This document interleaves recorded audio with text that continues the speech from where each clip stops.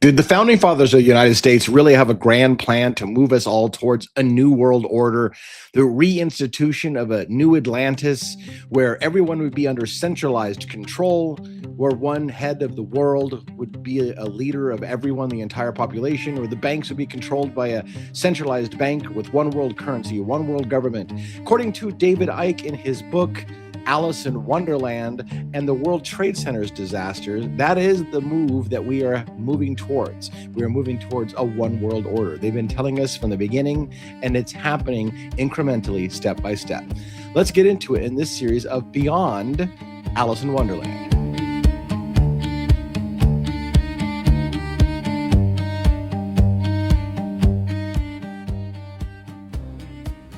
Now, once again, for those who are not aware of this series, this is designed to be a standalone, even though I'm reading through the book chapter by chapter, page by page of Alice in Wonderland by David Icke. I'm going to put it on screen so you know what we're talking about. It's right here. And I'm going to go to that mode right there. So this is the book that we're talking about. And while I'll be reading large portions of this book, and you can listen mostly, you don't need to really watch, although there are some pictures in this book. Please keep in mind that I'm going to be doing a lot of commentary. Otherwise, it would be an audiobook, and we'd get in trouble for trying to pass this author's work off as our own. But this is not an audiobook. This is a commentary, a book study, a discussion. So I'm going to read large portions, but I'm going to riff on a lot of stuff as well. So get a copy of this book, by the way, and show the author respect for the time and effort that they put together, even if you don't believe in the ideas. There's some crazy ideas, some really, really deep thinking ideas. And I'm not telling you what to believe about it. I'm showing you what my history and my life, and I'm going to give you stories about how this impacted me. I've got some personal stories to tell you about some weird shit in my life. And I'm going to use David Icke's book and his ideas to try to say, let's take a listen. What did he say? Is there any truth to it? All right. On the screen now is where we left off in the book. And you do not have to have read or listened to episodes 1 and 2 that came before this. These are designed as much as possible to be standalone. So I'll try to keep it on par and on point and all those things. So let's get into it. Again, this is the way I would do it. I'm going to read the sections that are highlighted, and I'm going to comment and riff on it as we go. Hopefully you'll learn something today, or at least rethink something, or just question something, or leave a comment, even better yet, or like and subscribe and follow the rest of the series. Even better yet, it just gets better by the moment. Okay, here we go. The laws which the masses have no say in creating are then enforced by members of those same masses, soldiers, policemen, security guards, and so on. So what David Icke has been talking about in the previous episodes is that we have created a system of control. The leaders, a small group of families, this is the argument, the premise of the book, a small number of families has learned how to control the masses of the world, and they then designed a system that cleverly has us police ourselves. And so that's what we're going to get into a lot today, about our policing ourselves. And then we're going to see the systematic way in which maybe they have moved us towards the New World Order and steal our actual wealth for the families at the top. We have the illusion that we own things, when really only the families at the top own everything, and they continue to steal all of our wealth and all of our real material goods while amassing mass power. And David Icke's going to show you how that takes place. Now, whether you believe it's true or not, that's up for you to decide. But let's hear the argument. These guys, and many men and women, are mere system fodder. They are not encouraged to think for themselves, and it would not be good for promotion if they did. You don't get promoted up the chain of any place unless you're following the ultimate goals of the small number of ruling families, or so the argument goes. We'll lay it out more carefully here as we go. They are paid to do so as they are paid to do as they are told, carry out orders, and administer the letter of the law of the elite families. And again, I know this is going to sound crazy. Just give it some thought for a minute. I remember watching a car park attendant at a botanical garden where many families were enjoying a Sunday afternoon out. He strode up and down, constantly checking every car in the lot, looking for any that had outstayed their ticket. When he found one, he was positively orgasmic. And think about that for a minute. Does that parking attendant, looking with his eagle eye to find somebody breaking the fucking rule so he can charge a lot of money? Oh yeah, when I drop an F-bomb. When I drop an F-bomb like that, I put on the Parental discretion is advised. Do I want the big one? No, I need the smaller one. There you go. Parental discretion is advised. Yes, I drop a lot of F-bombs. But the point being is that it's funny how the lowly little parking garage attendant or whatever gets orgasmic at what? Finding a way to fine other people and make money for the people at the top. Does that guy get shit for finding somebody that's outstayed their parking ticket so he can give them a ticket? No, he doesn't get shit, but he's super excited. He's doing his job so well for his overlords who are collecting the money. That's the idea, right? The idea is that we get trained to get excited about making our masters more money. Soldiers don't ask for justification for blowing away men, women, and children that they've never met and know nothing about. And by the way, I understand those of you who are in the military, I do want to say this right now. Please don't take this. First of all, this is David Icke's view. He's going to be hard on the military. He's going to be hard on religion as systems of control. And I would argue those are indeed systems of control, very powerful systems of control. That's not to say, however, that I think that you're a lesser human being if you served in the military or have religious beliefs. So please get those two things straightened out. I myself can be subject to a system of control. And it doesn't mean that I think that anybody who's been controlled is a sheep, even though I did a lot on the last episode. You have to watch that. I did that a lot. Anyways, soldiers, they don't question their superiors about why they have to commit genocide. They just do what they're told and do it. And those doing the telling are themselves carrying out orders from those above them. So generals tell lower people, and then the soldiers go out and do it, and everybody's just getting orders from on high. In the end, all lines of command lead ever upwards to the 13 family bloodlines and their offshoots as they orchestrate their agenda and take over the planet. And maybe that sounds nutbaggish. Again, hear the argument out before you completely dismiss it. The self-policing of the human herd goes far deeper than people in uniform or administrators of government. It starts with the conditioned parents who impose their conditioning on their children and pressure them to follow their religious, political, economic, and cultural norms. And again, I see this play out a lot of time. Most people are the religion they were born into. Most. Yes, some people convert. Some people were born not sure and then decided later in life to seek God. But a lot of people are the religion that they are because they were born that way. Even if you have a different denomination of Christianity, for example, in the United States, those denominations are often separated by very little. You think it's monumental, but it's separated by very little. And so whether you switch one denomination for another in older age doesn't mean that you aren't still in the same exact system your parents were. They were born Christian. They raised you Christian. Maybe you left Catholicism for Protestantism and you think that you made a major shift, but maybe it was really minor and you're really in the same system. Now, again, that's being harsh on religion. I grew up with religion. I was in religion for the majority of my life, and I'm a massive student of the Bible and ancient Near Eastern religion and all those things, and I've got thoughts and ideas, and I've come out of those things, but that doesn't mean I think any lesser of people who are still in them, but I have lots of thoughts about it. So I get it. I know how it feels, by the way, when someone's questioning your religious beliefs, so I'm a little sensitive to that. There are children of Christians, there are children of Christian, Jewish, Muslim, or Hindu parents who don't accept the religion, but still follow it because they don't want to upset their family. So not only are there people who just blindly accepted their family religion, there's people who just carry the tradition, even though they don't believe it anymore. Yeah, I'm a Catholic, but I don't really go to church. So why do you call yourself a Catholic? Well, because our family was Catholic. That happens all the time. Because it's a system of control that we bought and we've been told by our parents. This is what we do. We are Catholics. We are Baptists. We are Republicans in this family. Whatever the system is, you're told that identity, and we largely accept the identity imposed upon us. And even if we flip from Republican to Democrat, we're still in the same political system that makes us believe that there's only two parties or two choices. And David Icke would argue they're really leading to the same exact goal. Note that the fear of those who wish to break out of the sheep pen is not the fear of what the elite families, the Illuminati or illuminated ones, will think of them. Most have no idea that such a network exists. No, the fear is of what our mother or our father will think, or their friends or their workmates, the very people who are conditioned by the system to stay in the pen. The sheep are keeping the other sheep in line and making life unpleasant for anyone who tries to escape. And so what they're saying is, yeah, the average person thinks the idea that a few families rule everything is ludicrous. You're not doing it because of that. You don't even know they exist. You think the Illuminati is a joke. You're just doing, and what you don't realize is whatever your parents thought, whatever your social circle says, whatever makes you uncomfortable to go against what everybody else is. Everybody around me thinks this way. I must think this way too. Meh. This is what I did in the last episode. Once you have the herd mentality policing itself, there's a third phase in the entrapment of the human consciousness. You create factions.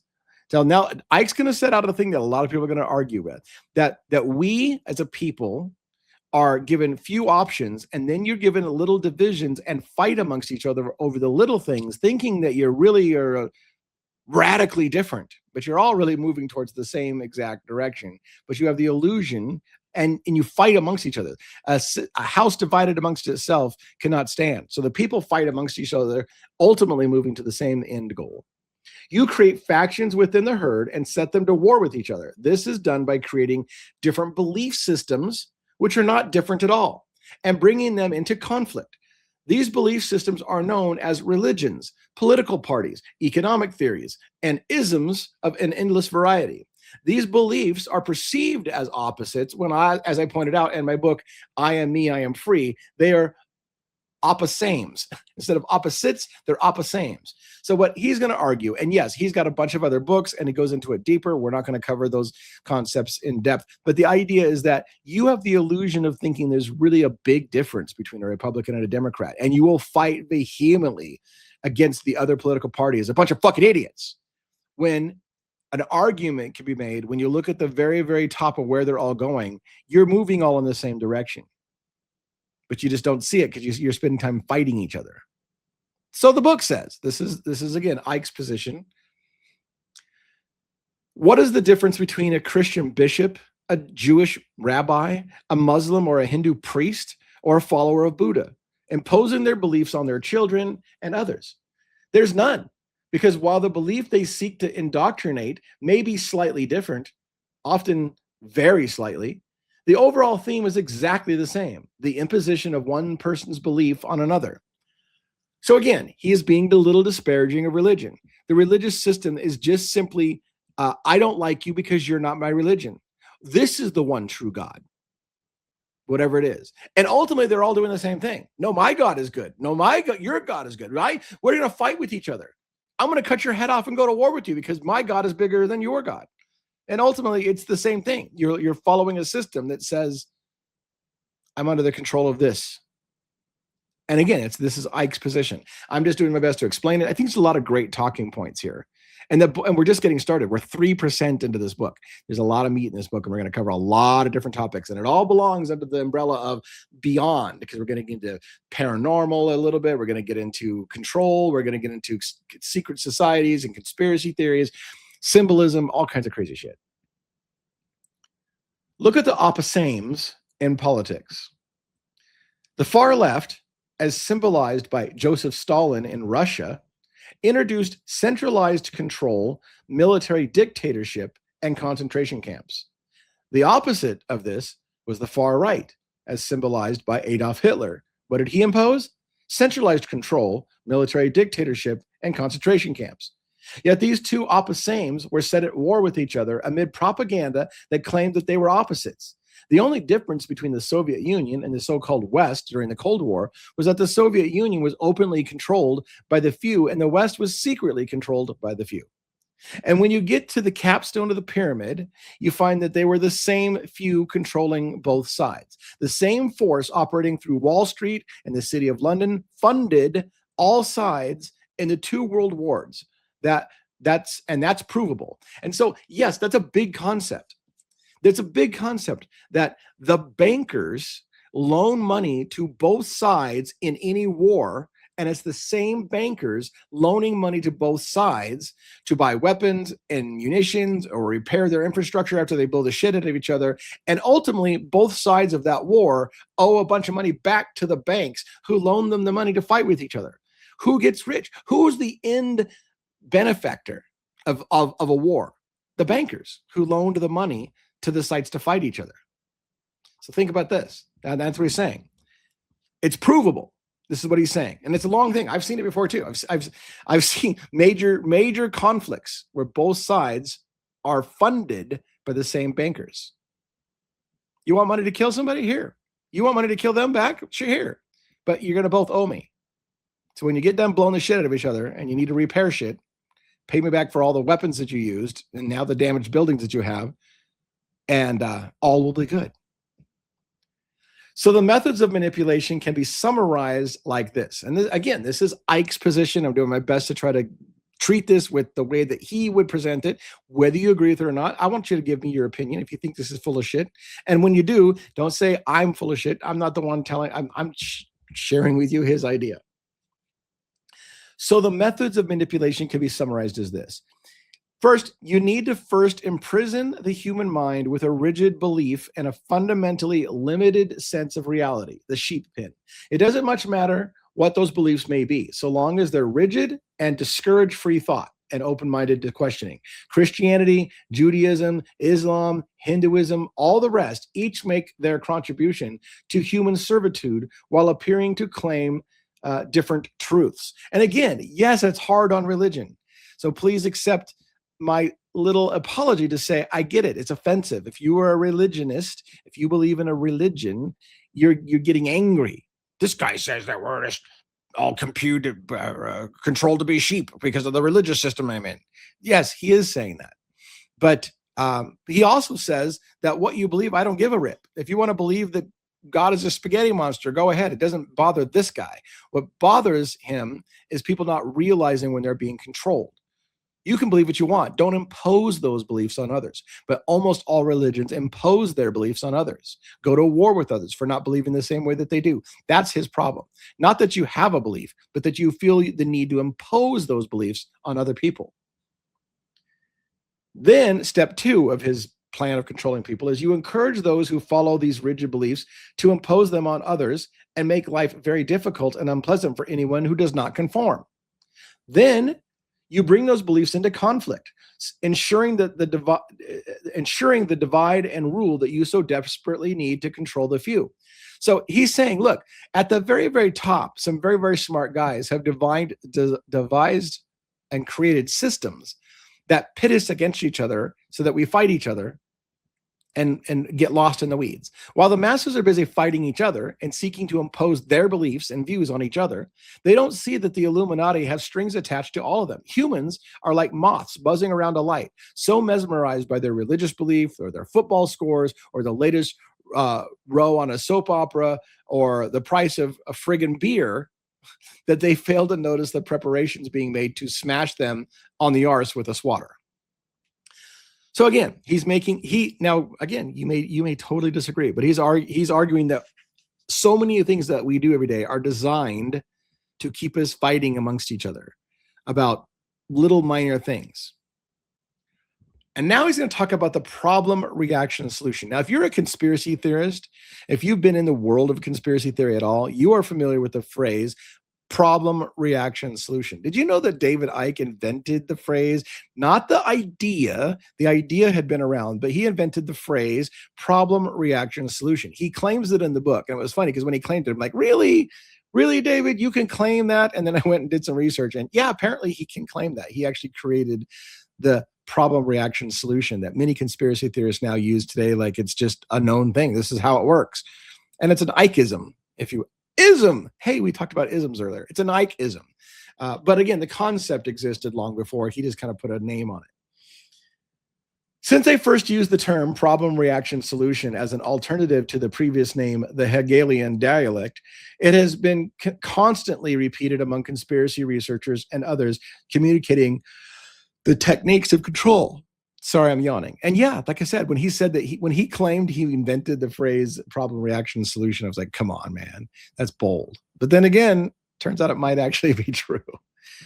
Problem, reaction, solution is the key to understanding what really happened on September 11th, 2001 and why. And it works like this. You know that if you openly propose to remove people's basic freedoms, start a war, or centralize power, that there will be a public reaction against it. That's the thing. You know that people won't go along with your plan to centralize all power and have everybody under one world leader, one world bank. You know people won't do that. They'll start freaking out. Religionists will be like, "Oh my God, you can't do that. That's the mark of the beast." Whatever you know that they're going to resist it. So there's the problem. And you're going to create a problem that needs that creates a reaction in people, and then you're going to offer a solution that you've already designed. I'm getting ahead of it. So anyway, on September 11th, you openly proposed, if you knew, if the population knew what you wanted to do, they would say no. So here's what you do. So you don't openly and honestly propose the plan. You play the problem, reaction, solution scam. At stage one, you create a problem. It could be a country attacking another, or planes flying into the World Trade Center. That's an example of 9/11, right? A government or an economic collapse. Oh my God, the stock market collapsed. We need to do something immediately. Or a terrorist attack. 9/11. Anything, in fact, that the public will think requires a solution. We've been attacked. What do we do? The stock market has crashed. What do we do? You create that event. You create the problem. We just got attacked. It requires a solution. What now? Well, I'm glad you asked. I've got a solution for you. And it's moving us towards whatever the end goal is I want. At stage two, you report the problems that you've covertly created in a way that you wish the people to perceive them. Those damn terrorists in the Middle East killed a bunch of people. You tell them how to think about the problem. Crucially, you find someone to blame for the problem, a patsy, like Lee Harvey Oswald when President Kennedy was assassinated, or Timothy McVeigh in Oklahoma. So you say, look, I've got a problem. Killing, I'm going to take it to killing John F. Kennedy is necessary to get him out of the way so that the New World Order can continue to march on us. But to kill him, we've got to first blame somebody for it. We got to create the problem. We got to kill him. We'll blame somebody for it. And then we'll get the masses to do what we want, which is ultimately lead us to that thing we were trying to move to. Timothy McVeigh. We have a plan. We're going to blow up the Oklahoma City building, but we need to blame it on somebody, and we need to have people think a certain way so we can offer a solution to fix that problem. You spin the background of those events in a way that encourages the people to demand that something must be done. These are the words that you want to hear because they allow you to move on to stage three, the sting. At this point, you openly offer the solutions to the problem that you yourself have created. The solutions, of course, involve the centralization of power, the sacking of officials and politicians that have been getting in your way, and the removal of more basic freedoms as you advance further to your global fascist state. Now, again, that sounds so radical. The idea, though, is when these events happen, what usually happens is Americans lose more of their freedoms. September 11th is a perfect example. When the war on terror started, you literally, if you were listening careful, would hear the leaders of your country telling you, look, we're going to have to change the way we think about things. We can't keep having the system that we've had. We've had too much freedom. That's what just allowed this to happen. People have too much freedom. If we hadn't been so lax in our security at our airports and hadn't been to this, and if we hadn't done that, this wouldn't have happened. So you've had too much freedom. We're just going to have to buckle down a little bit and take some of your freedoms away for the sake of security. And we got to keep you safe. So we're going to have to take some of your freedom back because this is what happens when you have too much freedom.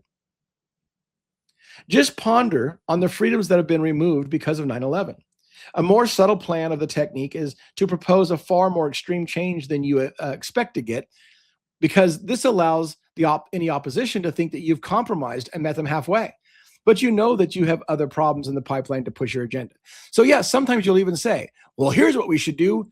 We should throw away the Constitution and enact martial law. Holy shit, the people react. Oh, you know what? We're going to fight that kind of bullshit. We're not going to move towards martial law, even if that might be exactly what they want to do. They want the whole world under one military that controls the population. So they suggest it, you freak out, and then they offer like, oh, you know what? We're not going to let that shit happen. What we'll do is we'll take some of your freedoms away. We'll give some more power to that side, but we won't go as far as giving them complete control. Okay, thank you. You're our savior. But what you did is you lost ground. These are deep thoughts, maybe too much of a deep thought for YouTube. We'll see. With this technique, You can so manipulate the public mind that people will demand or at least allow you to introduce what, in normal circumstances, they would have vehemently opposed. A lot of people after 9/11 accepted what they would never have accepted beforehand. We had unprecedented police powers instituted in the United States that American citizens were vehemently against. But after we got attacked in 9/11, we were begging for something. I don't care what you need to do. Stop terrorism. Don't let this happen again. You're right. I would have never allowed you to do some of the shit that you do and spy on Americans the way you do. We would never allow that kind of intrusion into our lives by our government. But now that we've been attacked, we need you to do it. We need you to do it. The Oklahoma bomb at the Alfred Murrah building on April 19th, 1995 was a problem reaction solution classic, as I explained in And the Truth Shall Set You Free, one of his books. And we'll expand upon that later. What followed the death and destruction of Oklahoma were anti-terrorism laws that sailed through Congress without challenge and removed the fundamental freedoms from American people. Since September 11th, this agenda has been advanced in gigantic leaps. Every time there's a mass shooting, there's a push to remove guns from people's hands. Every time there's a mass catastrophe, there's a move to give more policing powers and take more of your rights away. This is a systematic control to remove power from the people and give it into the hands of your controllers. Or so David Icke says. The most effective problem reaction solution in the 20th century were the two global wars. They changed the face of the world, as wars always do, and led to a massive centralization of power. The United Nations, like its predecessor, the League of Nations, was an Illuminati creation to act as a Trojan horse or stalking horse for world government. Now, what does that mean? World War I saw the rise of the League of Nations. We need to all get together and form a group of nations, which is moving you towards centralization. We're going to have a small number of leaders that control multiple countries, and they all work under the umbrella of the League of Nations. That kind of failed after World War I created the League of Nations. The whole world fought each other. We need to unite together and have one group called the League of Nations that decides things for the world populace. And that kind of failed. So then World War II happens. The United Nations is then the outcome. We need to have United Nations. League of Nations didn't work, so let's call it the United Nations. The idea is that both world wars move towards let's get a group of nations together with the leader of the United Nations or the leader of the League of Nations or the whatever, and they'll become the world leader of all these other countries. Or so the argument goes. Media poodles, woof, woof, lick, lick. Lapdogs. The media play their part to perfection in these problem reaction solution scenarios. At ownership level, people like Rupert Murdoch of the News Corporation know what's going on. The editors they appoint might know something about it, as may certain columnists, but most of the journalists have no idea. Again, the lower down the totem pole you go, the average writer, journalist, doesn't realize or think about the fact that my story only gets published if my editor says so. The editor only agrees to publish the articles from the journalist that meet the paper's head, the CEO, and so on and so on. So the journalist thinks they've got some kind of autonomy, but then they just get upset. Well, I don't know why they're not going to run my story. Well, it doesn't fit the global agenda. That's why your story is not going to run. And then the journalist will police themselves and start writing stories they know their editor will approve, which are stories that move you towards the agenda. And so they police themselves, which is the whole argument. We police ourselves, and we don't even realize we're doing it. The editor is always there to block anything they write that is against the interests of the Illuminati as directed by the owner. And if they insist on pursuing an unwelcome story, they find themselves looking for another job. And here's the thing. I would argue, and I hope you're not bored to piss. I realize this is super dry, right? I get it. I usually try to make things a little entertaining, and I realize this is super dry. But here's the thing. Mainstream media, I would argue, this is where I agree with Icke. Mainstream media is always going to tell you the agenda that has been set for the day. And they're going to parrot all those things, and the editors and the people who run the corporations, the news agencies, they have their marching orders of moving us towards a certain thing. independent journalists, people who write books, people who do YouTube channels, whatever, the people who aren't necessarily under the thumb of an editor who says, you can't say that, you're more likely to get a more honest story. Now, this is an oversimplification, but the point being is that this is why I think Americans who are starting to wake up to this bullshit are starting to move away from mainstream media. People are starting to realize that the media is controlled, and that if you want to get to the real truth, you're probably going to have to go somewhere other than the talking heads. People are starting to realize that, I think, more and more. This is why we have what's termed legacy media, the old way of doing things. Turn on your TV and get your news from the anchor. That's legacy. Now we look for other things. Writers that have the freedom to say what they want to say. YouTubers that have the freedom to say what they want to say. Or at least we think we do. We still have the algorithm to deal with, which will tell us when we're behaving correctly and when we're not behaving correctly, or nobody will see our shit. Freedom of speech, not freedom of reach. Anyways, in the immediate aftermath of the major world event such as September 11th, where were the reporters getting their information? From official sources. Name me a single piece of relevant information broadcast by mainstream media about what happened on 9/11. How was it done? Who did it? And what the retaliation should be? That did not come from official sources. Exactly, nothing. We are told that White House sources say, the FBI sources say, the CIA or Pentagon sources say the other. This is how the Illuminati transmit through the media their version of events that they wish the public to perceive. The FBI says this was done by so-and-so. The CIA says we've been tracking these people. These are the culprits. That's where they get the marching orders. They tell the media, the CIA says, the FBI says, Pentagon says, and then the media repeats it as that is now the authority on the matter.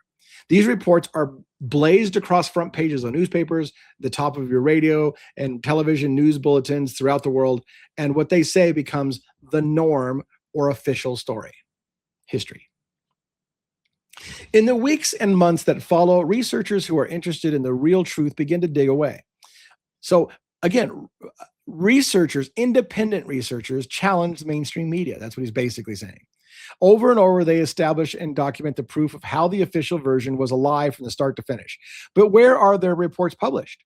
In small circulation newsletters or self-published books, and on radio stations that operate with a fraction of the money and potential audience of the Illuminati empires. So yeah, mainstream media has mega bucks and major corporations and are broadcast all over your TV and are on 24/7, 7 days a week. But the people who challenge those beliefs have to fight for space on YouTube, write independent books that aren't funded by the big corporations, and hope that somebody will hear them.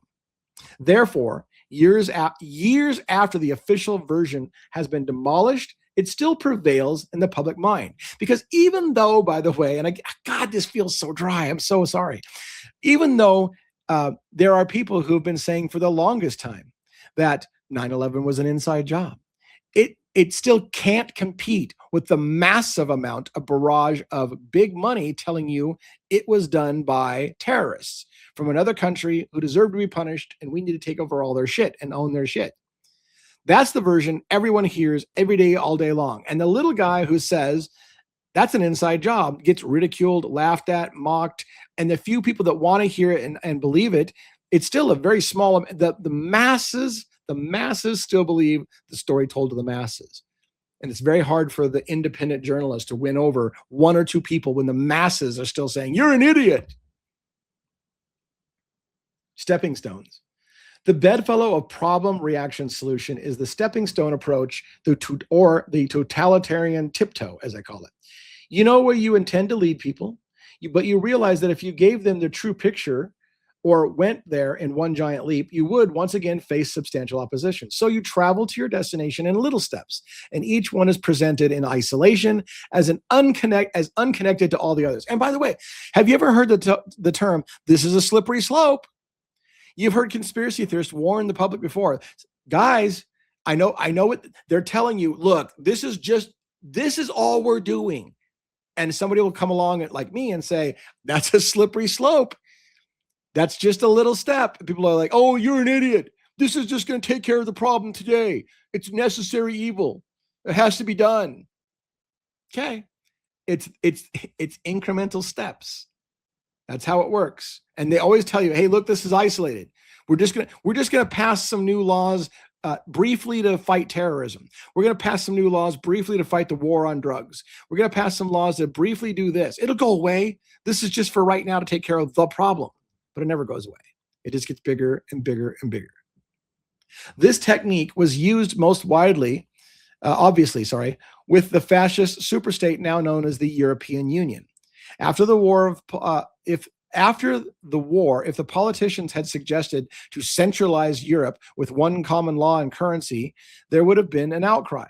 People would have said that they have been fighting Hitler to stop just such a European dictatorship, and there's no way that we're going to accept another. To overcome this, however, the Illuminati offered a free trade area and even used the problem of their manipulated world wars to encourage people more cooperation between the countries of Europe. Once they had the free trade area, however, the foot was in the door. They began to expand its powers until it became the full-fledged political and economic dictatorship that it is today. So the European Union, the economic European Union, all these things were designed to create a one world government. They did it incrementally. Free trade area and this, and just consolidate power. And again, if you had told the people you were going towards that one world government, they would have freaked out. So you pose, hey, look, we just need to have a free trade area, just some free trade. It's a small step. It's deep shit. I get it. I mean, it's like dry. I get it. Hopefully you'll give this a watch, if nothing else, to support the cooler stuff coming later if this is boring to you. One extremely effective way to see through this manipulation is to keep asking yourself a simple question. When faced with these daily situations, who benefits from me believing this version of the events or accepting the solutions and changes being offered as a result? The answer will always, every time, be anyone who wishes to centralize power and suppress more of your freedoms.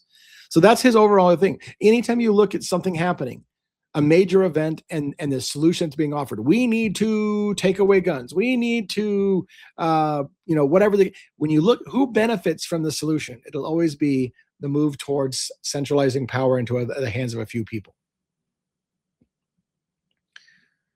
And most people don't see it, even when they know to look for it, unfortunately. Anyways, over thousands of years, religion has brilliantly served the structure of human control. Religions have created rigid belief systems that should never be questioned. They have imposed those beliefs through fear, indoctrination, isolation, and mass genocide of non-believers. They have fought each other for dominance of the human mind, thus producing an explosion of opportunity for the Illuminati to divide and rule for millennia.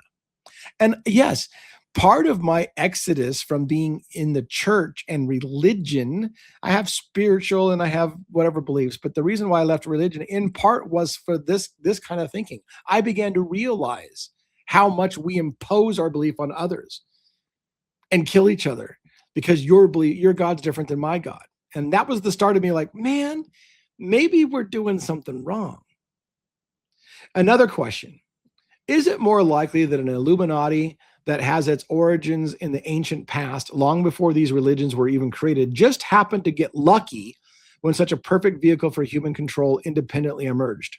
Or is it rather more probable that these institutions of human enslavement, again, religion, were purposely created by the very same Illuminati to advance their agenda? Look at where the major religions all originated, in the very Middle East, where the Illuminati had its ancient headquarters. So again, he argued at the very beginning, the Illuminati started in ancient Sumer in Babylon, and all religions came out of that same area. No matter what direction your religion went, it came out of where civilization started. The same group of families gave you different religions, ultimately forms of control over the masses. Remember, what is that? Religion is the opiate of the masses. Anyways, again, super hard on religionists, people who have a religion, and I apologize for how offensive it's going to be. Again, I'm just repeating or trying to explain Icke's position. You can disbelieve it if you want. They are part of a vast web of interconnected manipulation designed to persuade the masses to put themselves in prison and throw away the key. Put themselves in prison and throw away the key. The Illuminati work through every belief system, religious, political, economic, radical, or racial, and cultural, and through every side and major debates. The reason is simple. If you want to know the outcome of a game before the game's even started, you need to control all sides. The manager of a football team cannot dictate the results if he only controls one side. If, however, he's managing both sides, he can ensure the result that he wants before the ball is even kicked. We should be aware when contemplating the events in New York, Washington, Pennsylvania, that's on September 11th, that the Illuminati operate through secret societies in the Near and Middle East every bit as much as they do in the United States in the so-called West. Now we're pushing towards the end of this chapter, I believe, so let's get this thing wrapped up and give you some food for thought and get your comments. We see this manipulation of both sides in the protests against globalization. We don't want globalization. People will rise up to that. To control the political perception of these gathering protests, the Illuminati have organized their own agent provocateurs to start violence that we see on the news broadcasts. And this is insane. If you've never watched this, you need to watch these. These things are real. You're going to think this is nuts. Listen to what he says. And I'm telling you, you can look for these. For example, mainstream journalists watched the police lines open up at a protest in Spain to allow a group of people with weapons and masked faces to walk through to the peaceful protesting crowd. This group then started to attack each other, thus justifying a police charge on the peaceful gathering, which the people were then battered by these uniformed head cases. Once the police intervention had begun, the journalist then watched as the group who started the trouble walked calmly back through the police lines and driven away in police vehicles. One was even asked if he was a policeman, and he said yes, was the first reply when caught off guard, but then he denied it. If you have never seen it, there's a nutbaggish argument. You can see peaceful protesters that they don't like what you're saying. So they let the police breaks line and lets violent people go in and start a fight. And then they say, we got to stop that fight. And they rush in and they break up the whole peaceful protest and send everybody home by putting their own people in there to cause a fight that needs to be solved. And yeah, I've seen argument. I've seen a good case of it happening. It's insane. I wish I had it. I can show you. One of the most important aspects of the bloodline Illuminati control of humanity is the money system. And so this is a little lengthy getting into the money system, but the idea is that here's the big picture in case I don't get it wrapped up in time. The big picture is this. We have the illusion in America and all over the world that we own shit. We don't. The bank owns our houses. The bank owns our car titles. We have this, I got a new car today. Do you? Do you really own your car? I got a new house today. Do you? Did you get a house? Or do you have a title that's in possession of the bank? And if you don't make your payments to the bank, they will take your actual house and you're left with nothing. In fact, no matter how long you pay on the house, if you miss a payment or two or three or whatever, and it stacks up, they'll take your house that you have mostly paid off and you've got nothing. But they own your house. They own your car. They'll repossess your car.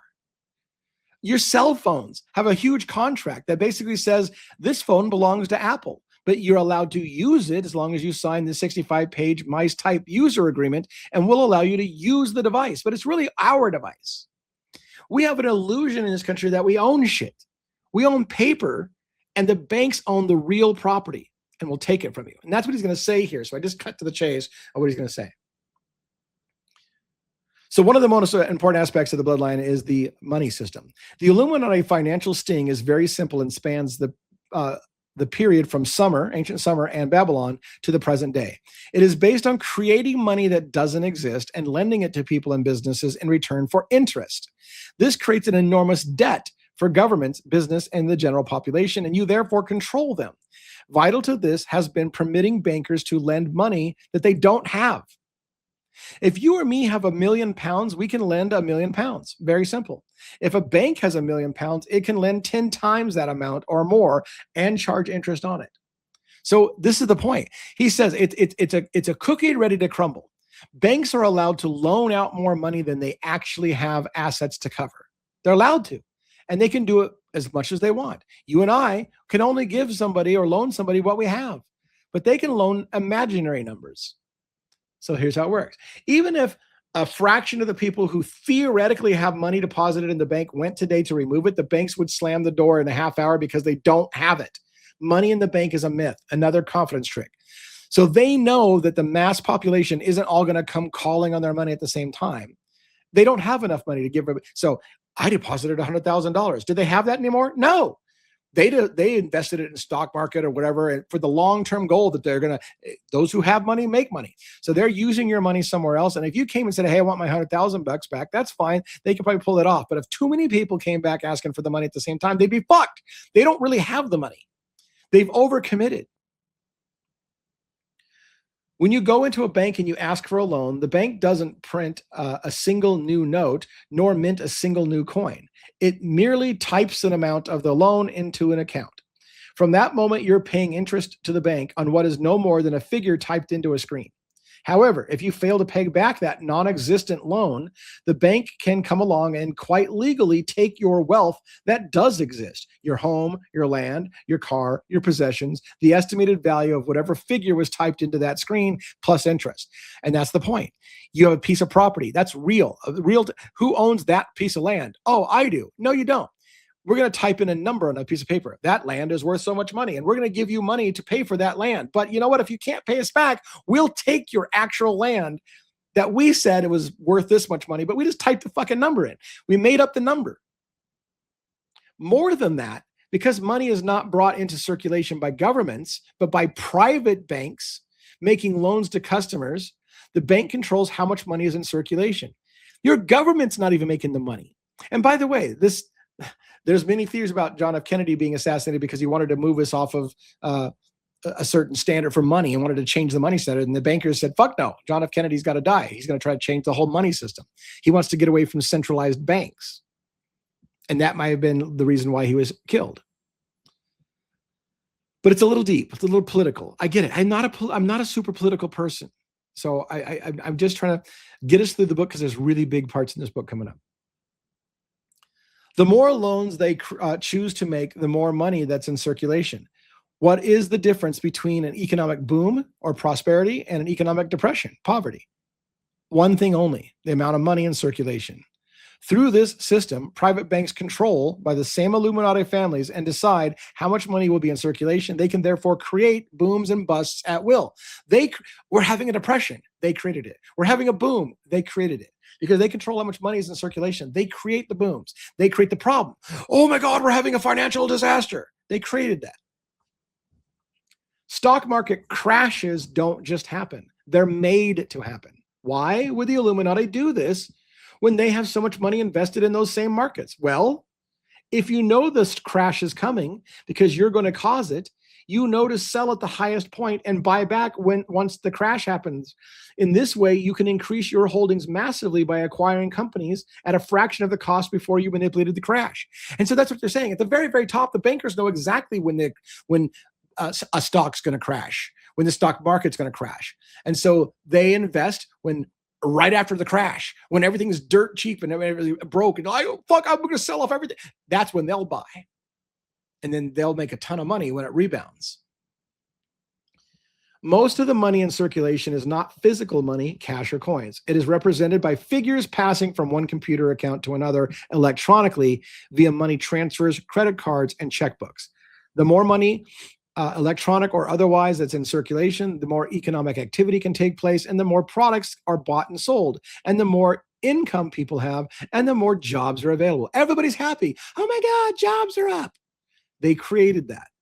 But a contrast theme of this Illuminati finance coup has been to create a boom by making lots of loans, making people so they can buy everybody's buying houses, everybody's buying cars. We're going to give you loans at low interest rates. Everybody's buy. Oh my God, we're so rich. We're buying everything. Overpaid economists and economic correspondents, most of whom have no idea what's going on, will tell you that the boom or bust is part of some natural economic cycle. It is not. It's a systemic manipulation by the Illuminati to steal the real wealth of the people. During a boom, many people will get themselves into more debt. The vibrant economy activity means that businesses borrow more for their new technology to increase production and meet demand. People borrow more money to buy a bigger house and more expensive car because they're so confident that their economic prospects. They got a raise at work. They think life is good. I'm going to go get that bigger house I always wanted. Then at the most opportune moment, the major banks, coordinated by the Illuminati network, raise interest rates suddenly to suppress the demand for loans and begin to call in those loans already outstanding. They ensure that they make far fewer loans than before. This has the effect of taking units of exchange, or money in its various forms, out of circulation. This suppresses the demand for products and leads to fewer jobs because there's not enough money in circulation to generate the necessary economic activity. People and businesses can no longer earn enough money to repay their loans, and they go bankrupt. And then the banks take over the real wealth, their businesses, their homes, their land, their cars, and their possessions, in return for non-payment of a loan that was never more than figures typed into a screen. Think about it for a minute. Is that even possibly what happened? We're going to lower interest rates. You buy that bigger house, that bigger car. Then they go reverse it, and you're like, oh my God, I can't afford to pay my payments, and I've lost my job because there's less money to go around. And they're like, oh, that's a shame. We're going to have to take your house. This has been going on in cycles over thousands of years, especially the last few centuries. And the real wealth of the world has been sucked out of the population and into the hands of those who control the banking system, the Illuminati bloodline families. The same applies to countries. Instead of creating their own interest-free money, governments borrow it from a private bank cartel and pay the interest and the capital, sometimes by the taxation of the people. And this is true. Governments borrow from world bankers and then tax their people to try to pay back the loans. And you hear we're trillions of dollars in debt because we're borrowing money from private bankers. And who owns you? If you are in debt to somebody, who owns you? The person who owes the title, who you owe the money to, the bankers. A fantastic amount of money that you pay in taxes goes straight to the private banks to pay back the loans of money that the governments could have created themselves interest-free. Why don't they do it? It's simple. The Illuminati control the governments as much as they control the banks. The world's poorest countries are handing over control of their land and resources to the Illuminati bankers because they can't pay back the vast loans that were made on purpose by the banks to ensure them this very situation.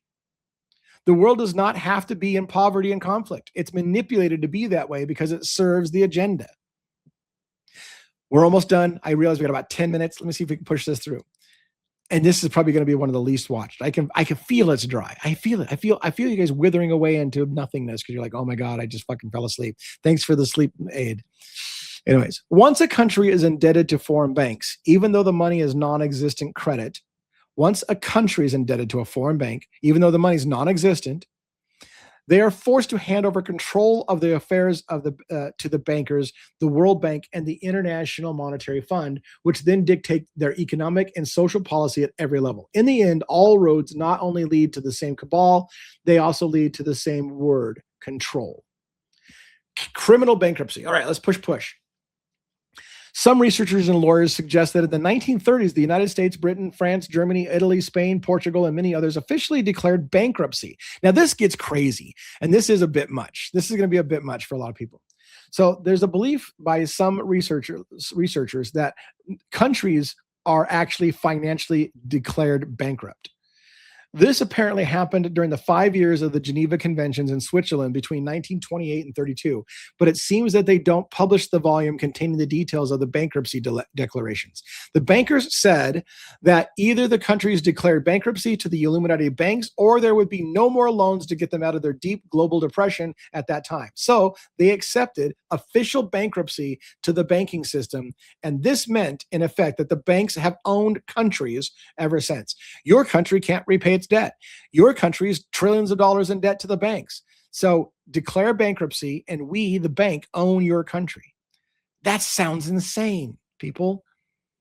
Actually, I say countries, but in fact, the United States is not a country. Now, this is where I'm going to end on a personal story. Regardless if we finish the chapter or not, I feel like we're going to end here. There's not much more in it anyways. The United States is not a country, it's a corporation, as revealed in my previous books on and a stream of other published works and studies. Now, already I can hear people going, oh my God, you fucking people, here we go. And there's been people who go into courtrooms and say, because of books like this, I declare myself that I'm not an employee of the corporation of the United States. I'm an independent American, and I got sucked into it in a way. I didn't get sucked into it like naively doing it. What I did is someone told me this idea that the United States is a corporation, and that the reason why we have a social security number is our employee ID, and that we actually get a pension plan from our employment at the United States government because we're employees of a corporation. And I thought, holy shit, that sounds insane. I want to research. I did. I researched. I even went to somebody's house who was going to tell me about how to expatriate from the system, the United States system, because as a real religionist, you can't be under the beast system. At the time I was religious, right? You need to come out of Babylon. You need to come out of Babylon. You need to renounce your U.S. citizenship. They literally said that you need to renounce your U.S. citizenship because you're just an employee of the United States. As an American, the government is required to defend you because you were born in America, but you don't have to be a U.S. citizen, which is an employee of a corporation. So you need to quit your job. And how do I explain this? I didn't do it, and it didn't make sense, but I was intrigued enough because of things like Ike's going to say to look into it. And ultimately, I concluded there was some real fallacies in it, which is why I didn't move forward on it. Thank God, or I would have been at Guantanamo Bay as an enemy of the United States. I shit you not. I was close to being arrested and put at fucking Guantanamo Bay because I was starting to question, like, hey. And they're like, hey, are you going to expatriate and declare yourself an enemy of the United States? No, fuck no. No, I'm not going to declare myself an enemy of the United States. Well, they're an evil corporation. You got to do. Anyways, that's the slippery slope that we're going to end on today.